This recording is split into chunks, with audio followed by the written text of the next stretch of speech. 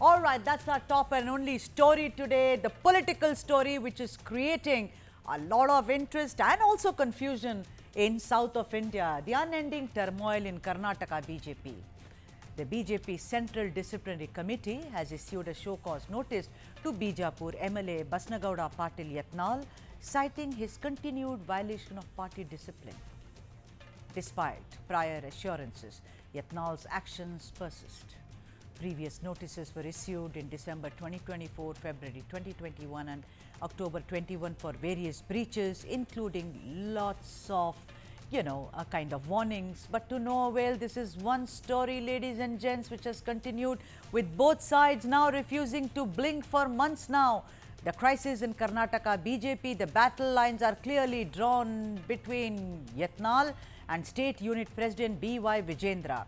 The revolt led by Yatnal against Vijayendra, accusing him of inefficiency, arrogance and dynastic politics. Many visits were made to Delhi to meet with the top brass to solve the impasse. And finally, Karnataka in charge Shivraj Chauhan, former Chief Minister of Madhya Pradesh, announced that it is time now to have a new chief of the BJP in Karnataka.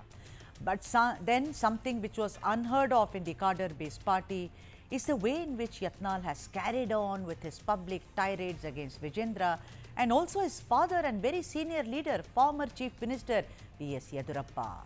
The latest in this saga is that the BJP Central Disciplinary Committee issues a show cause notice to Yatnal, demanding an explanation for his ongoing actions that violate party discipline and have given him 72 hours to respond. But then, there is evidence, and going by Yatnal's past records, he should be defying this notice as well, as he had done previously in December and also way back in February 2021. Then there are many others as well, instances of when he defied and openly. It seems like the BJP central leadership is facing a very tough time keeping the balance between Yatnal's camp and Vijayendra camp. If Yatnal has been served a notice in a letter to Vijayendra, BJP National General Secretary and Karnataka in charge Radha Mohan Das Agarwal said that party National President J.P. Nadda had put on hold the election of Chikkaballapur District Unit President B. Sandeep, adding that Sandeep also cannot vote in the election to the post of party state president. Amidst all these twists and turns, the crisis may resolve itself perhaps by the 20th of this month, and frankly, many shall heave a big sigh of relief. But beyond all this lies the future of Karnataka BJP, which is struggling for survival. Let's debate. First up, Professor Chambi Puranik, a very senior political analyst, has joined us. Bhaskar Hegde, my colleague, editor, TV9 Kannada, and P. Dhananjaya, political analyst. A very, very warm welcome to all of you. Let me first start with you, Mr. Dhananjaya. Mr. Dhananjaya, every day we open the papers and this is the news. My reporters say this happened today, they went to Delhi, the other group went to Delhi. Then there are names, there was also a name of former Chief Minister Basavaraj Bommai. Then he clarified. There is, of course, Sri Ramulu who's also jumped in and said, well, I can be the president if you want me to. Renukacharya saying, if you do this to Vijayendra, what about the Lingayats? Yatnal saying, no one cares about Yedurappa or Vijayendra. No, nothing will be impacted. I should be the president. Mr. Dhananjaya, if you look at it from one prism of serious political analysis, don't you think the Karnataka BJP is floundering terribly and not being able to do its job of an able and responsible opposition, sir?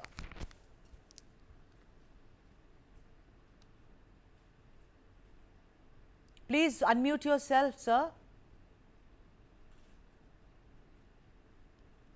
Can you able hear me? Yeah, please go ahead. Okay. So I think you explained it very well. Today, to be honest with you, Karnataka state is missing the opposition party. In right word, if I want to say, there are a lot of problems faced by the people of Karnataka, whether it is a price hike, whether it is metro price hike, the middle class is suffering. The opposition party is supposed to be the voice of the public, but we are missing the opposition party in terms of taking the matters to the next level on protesting and then protecting the public voice in terms of all issues that are faced by the party. But what is the reason? Who should be the leader? See, this is a national party, which is a BJP. and it's supposed to be one of the party which claims to be disciplined. But looking at the current scenario, what's happening in Karnataka, it is becoming a questionable on the national leaders who are keeping silent. My only request to all the political leaders in the BJP at the national level is to look at the matter very seriously in the interest of Karnataka taxpayers and the followers of the party in the cadre as well. It is very, very unfortunate that, after last election, BJP still not able to find a ground in terms of finding a able leader Yeah. who can Yeah. bring the issues to the party. Yeah. Bhaskar, let me come to you, Bhaskar. I know that you will say I'm not a soothsayer, journalists are not supposed to. But this story I have done week after week, at least twice or thrice. After a while, my team started saying, ma'am, today also. I said, but what to do? It doesn't resolve itself. It has to go on. It's becoming a perennial story. Bhaskar Hegde, the BJP, unlike the Congress, I'm going to stick my neck out, Bhaskar Hegde. The BJP was known to be very cut and dry. We are cadre based. We will do what is the need of the hour. We have to win elections come what may. 2028 is not far away. We have to start preparing now. What is it that is creating so much of a confusion? Is it that they are stuck between, two kind of boats? They do not know where to jump because they already were unfair within quotes to Yadurappa. Now, if they do that to Vijayendra, are they scared that they will lose whatever little ground that they have in Karnataka? And to quieten once and for all, why give notices after notices to Yatnal? Why can't they quieten Yatnal, who's going around, with his vitriolic kind of speeches against Vijayendra? What is going on, Bhaskar Hegde? Sudha, if you think this is a recent issue, I beg to differ with you because Karnataka BJP is one which is basically but the trend going by the all India discipline of BJP, this and that, because Karnataka BJP has witnessed more intense fight between Anant Kumar, late Anant Kumar and Yadurappa, and this has been going on for quite long time, almost 2 decades and over. Only thing is the actors are different. That's the first thing. Number two, the BJP, the problem with Karnataka BJP is it has inducted many money bags and industrialists and businessmen who brought in their interests, and as a result, they have created many more camps. Number two. Number three, Yatnal is not belong to any kind of camps, though he is Panchamsali Lingayat, and he's actually in that sense he's very rabble-rouser, we can say, and he's a hardcore BJP man, even though he went out to JDS in the middle. But going by his attack on Congress and other parties, and particularly on this Waqf issue, so Congress will not touch him. So I think it looks like someone in the party high command who might be behind Yatnal to kind of rein in Vijayendra, so that Vijayendra should not cross the line. Because there is a history for this. Yeah. Yadurappa had crossed the line and he virtually, and he took his men away from BJP and created Karnataka Janata Party, KJP in 2013. As a result, BJP had to face a very humiliating defeat in 2013. So they don't want Vijayendra to dominate and blackmail the party in that way. It looks like the one, of course, this infighting is very intense and long history, number one. Number two, there are many money bags have joined this infighting. Number three, Vijayendra is too young to handle very seniors. All right. Oh, Professor Chambi Puranik, in the past, whenever you have joined us on this debate, you have said this Yatnal is a motor mouth. He's a rabble-rouser, much like what Bhaskar just now said. My question to you, and very straight question to you, Professor Puranik, why don't they just ask him to sit down for some time and say, keep quiet or else? Something is there which makes Yatnal come up like a jack in the box again and again and make all kinds of comments. He's inefficient, he's privileged, dynastic politics, he cannot even, he does this, he does that. The thing is, he went against his father. Look at his father. What is going on, Professor Champi Puranik? I mean, I know maybe like Bhaskar said, there is a history. But the point is that the BJP also evolves, no? It is not the same party which started in the 80s. It is constantly, evolving. It's constantly experimenting with itself. There is something more than meets the eye, Professor Puranik. So I endorse the views of not only you, you have raised very pertinent questions, which Hegde has clarified that there is a history for this. And Mr. Dhananjaya, my friend, has also said that it's unfortunate that BJP having such kind of infighting and all that. But all said and done, this is only a storm over teacup. Now, I must say that there is someone, I agree with you, in the High Command or one of the top persons in the High Command who is, supporting Mr. Yatnal. Otherwise, Mr. Yatnal wouldn't have taken this kind of a defiant stand. You see, he's not only is bringing bad name to BJP, but also showing that he's tirade against Vijayendra and also Mr. Yediyurappa, which is uncalled for. I think it's a kind of damage that he has done. But this damage is temporary one because see, BJP to revive and to face elections in 2028 or a bit earlier if something happens within the Congress, which is likely, it looks like that. So in that context, who is there to take care of the BJP party? It's not that Mr. Hegde mentioned about money bags and all that supporting. That is different. But the image, the kind of leadership that's required, and that leadership, perhaps, no one has got it.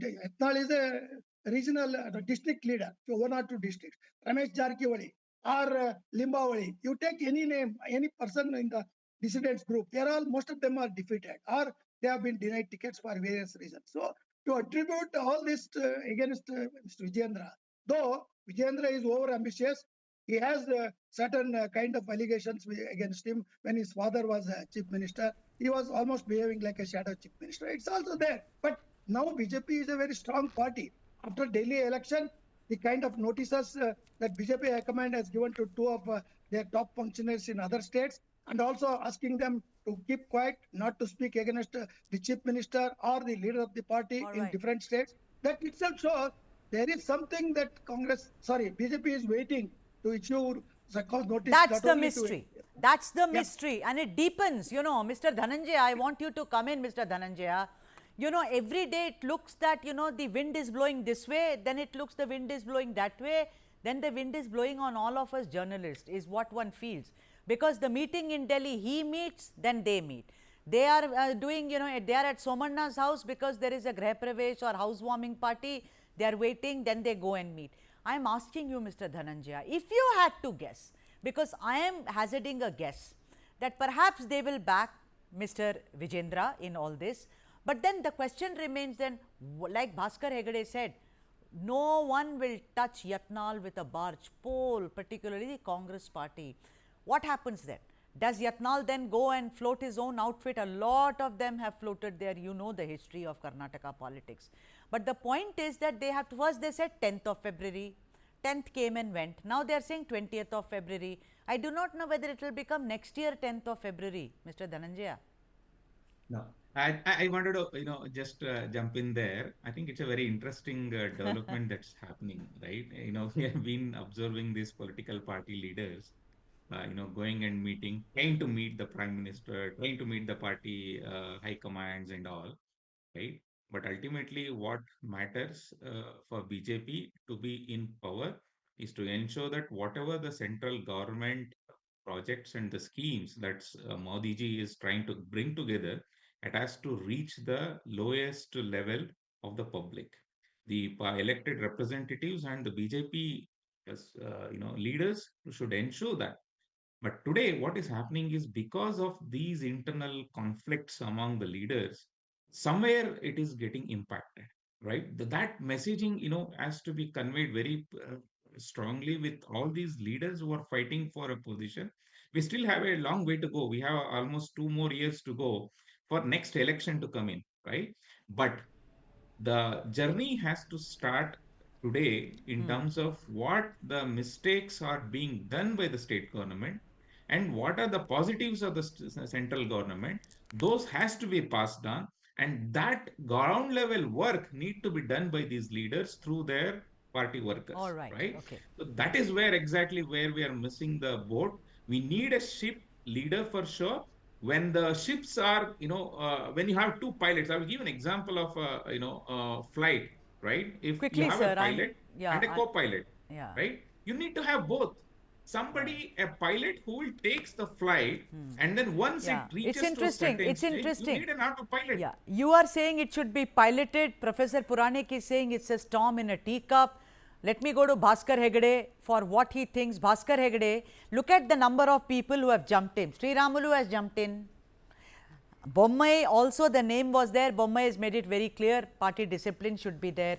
Do you see the confusion? It's a confusion about who is more adept. There is a confusion about the correct caste matrix as well here, you know. So, the thing is, I am saying that I will not agree that this is a storm in a teacup, because it is impacting the Taluka elections. Also, to perform the role of an able opposition, Bhaskar, the Congress is not in very good shape. But where is the BJP? Absent. Your comments, Bhaskar. You hit the nail, Sudha, because ideally a party in opposition should take up the role of people's voice. But in Karnataka, it's sadly the BJP is missing on the scene, and they are basically infighting. Number one. And as far as this fighting is concerned, and whether BJP High Command determines to quell this dissident activity, if we want to call so, say so, but I doubt, because see, the moment you take action against Vasangoda Patil Yatnal, he's a Panchamsali Lingayat, who actually voted for Congress in the last election, may again ditch the BJP in the next election also. So the BJP is worried to take very hard steps against Yatnal, because in the past they have issued showcase notices at least 4 or 5 times since 2020. But unfortunately, they are afraid to take action because he belongs to this powerful Right. Pancham community. Yeah. Right. Professor Puranik, you know what Bhaskar said, that his defiance is because he belongs to a very powerful Panchmashali Lingayat community, and we know they've been asking for reservation, they went on padayatras, they went on dharnas, etc. Is that the only reason? Because look at it that way. Here is Vijayendra, who was supposed to helm the party affairs, but he's facing so much of trouble from him, from, Ramesh Jarkioli, Mahadevappa, Rajanna, Kumar, everyone. There is a gang against him, he's not being able to function. I am asking you again, Professor Puranik, what is the reason that this MLA from Bijapur they are not able to put him in his place? Only because he belongs to a powerful, that way you can say Sri Ramulu belongs to a powerful community as well. Then I agree. Because Mr. Hegde is right in saying that he is leader of, unquestioned leader of Panchamsali. But I don't think all the Panchamasalis endorse the way Yatnal is behaving, because they are more interested in reservation and getting benefits, right, either through Congress or when the BJP comes to power, or from the center. So they are looking for a powerful leader, but he is only a spokesperson. I don't think, I see, Sudha, one thing you must know, yes, caste factor and also resources, which I consider it as cash, which Mr. Hegde has said that many have come to help BJP and all that. It could be there, but in terms of mobilizing all the people in all the districts, there is a need for a youth leader. And Mr. Vijayendra fits in to the extent that he has the blessings of his father, that particular thing. Without Yediyurappa, BJP would not have come to power in Karnataka. Let us agree. Let us say that. Show me any other leader who is capable of bringing BJP to power. Even Mr. Yediyurappa was falling short of number of MLAs, but he engineered a defection, operation, and done. So, means the winnability.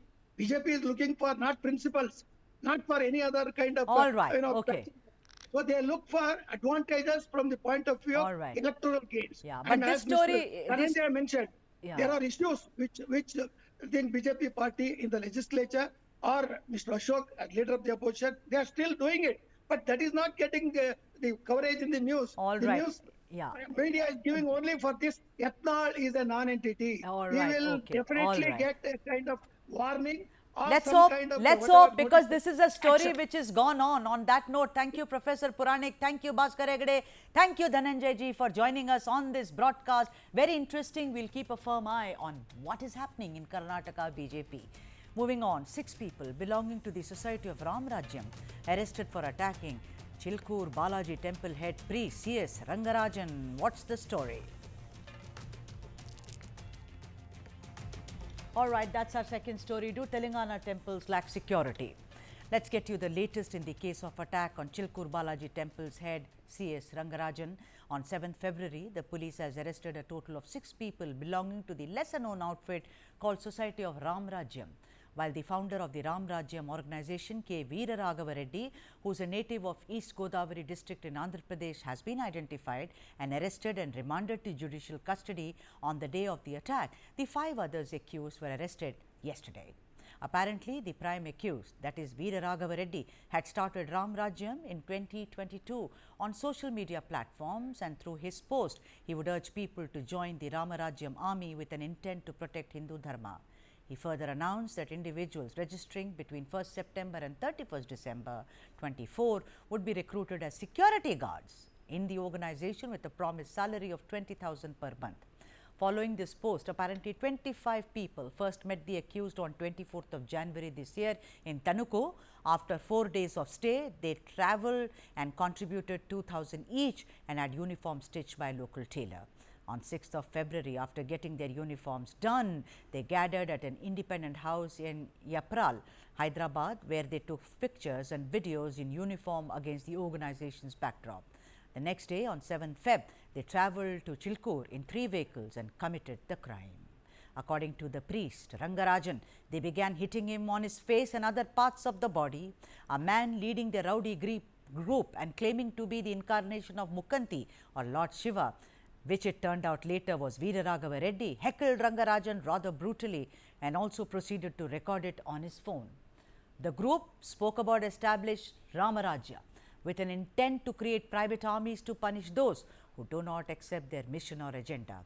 Rangarajan was threatened that he better support this mission by not only asking his followers to join it, but also to facilitate through financial donations.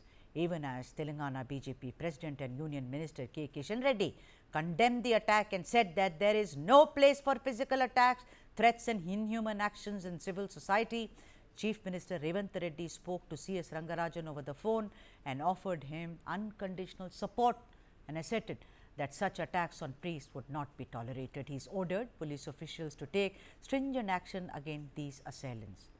This incident, ladies and gentlemen, is about rowdyism and not dharma from any point of view. It's a crime and should only be seen that way. The big question, of course, is which we asked right in the beginning: do temples in Telangana lack adequate security? This is a very, very interesting story, a teary-eyed reunion for the actor Ram Charan with his African grey parrot called Kutti. That's Kutti on the screen.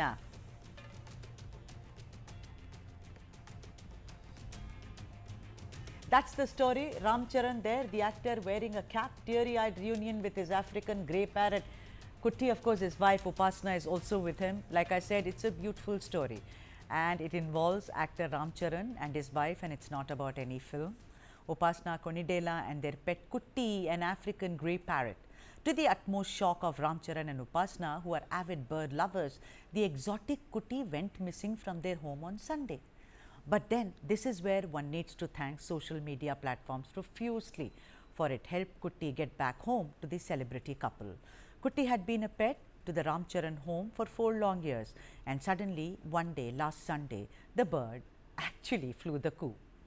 But then Kutti's homecoming was made possible by members of the Animal Conservation and Welfare Society, ACWS, who found the bird perched atop a car in Jubilee Hills in Hyderabad.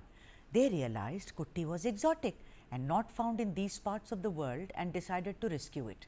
The next step was to find Kutti a temporary home and left it. They decided they will leave it with another pet parent called Priya, who had also lost her African grey parrot last month. Kutti did have a ring around her foot, which finally led the bird to its parents Ram Charan and Upasana. Meanwhile, even as Kutti was being fostered in its temporary home by Priya, a search began in all earnest to get the bird back home. A member of the ACWS chanced upon Upasana Konidela's Insta story in which she had put up the picture of Kutti. And when the ring looked identical, the mystery was solved. Kutti's parents had been found. Let me now cut across to Prime Minister Narendra Modi, There who is is now unity speaking. in vision and unity in purpose across stakeholders. I welcome the decision to set up the AI Foundation at the Council for Sustainable AI. I congratulate France and my dear friend President Macron for these initiatives and assure our full support.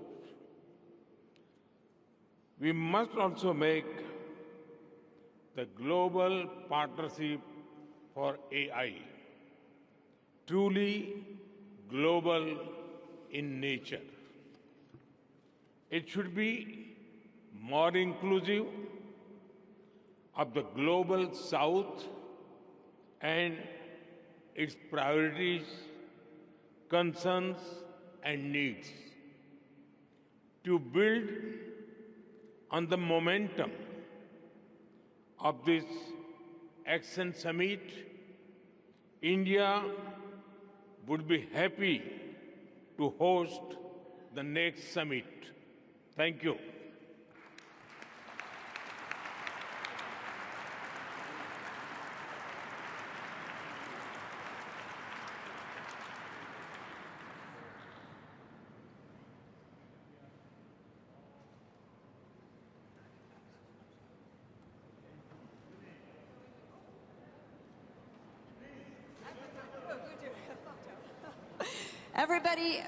Everybody up for a group photo with the co-hosts, please.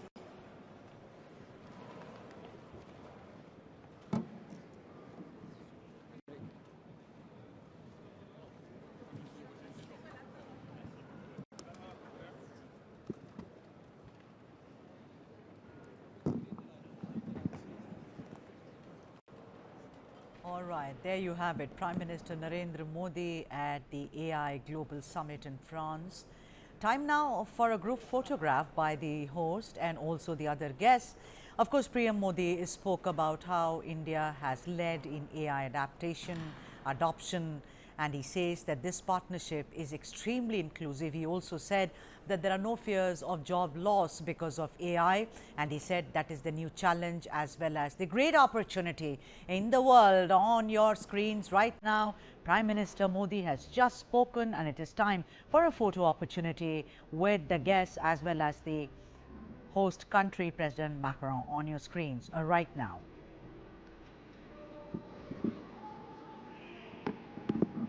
The AI Global Summit in France.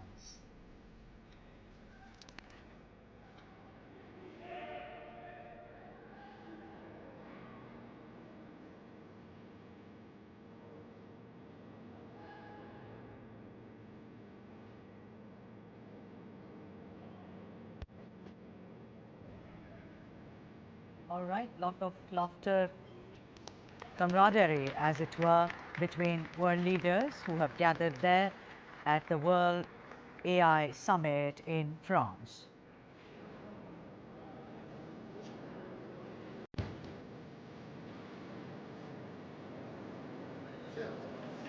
Innovation being the key, which Prime Minister Narendra Modi spoke about at the summit and said that is the key for the future.